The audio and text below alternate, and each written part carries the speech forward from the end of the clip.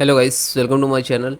And your system is not connected to Wi-Fi, so it's coming like cannot connect to this network. Okay, so first click to start, type device manager and open it.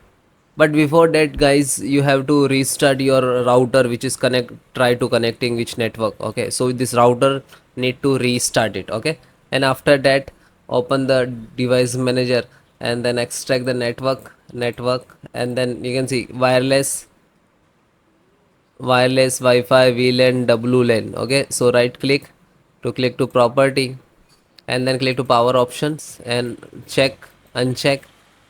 If it is check, so guys please uncheck it. Okay, and then click to OK, and then click to close it, then click to start, type services. Okay, services, right click to run as administrator, then press WLAN WLAN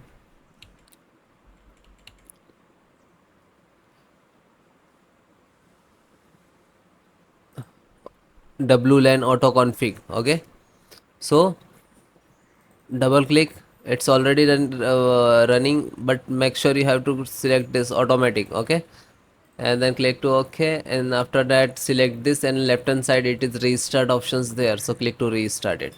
Okay, and then next click to start, type CMD. Okay, CMD, right click to run as administrator, and then type sfc space slash scan now, and then hit enter.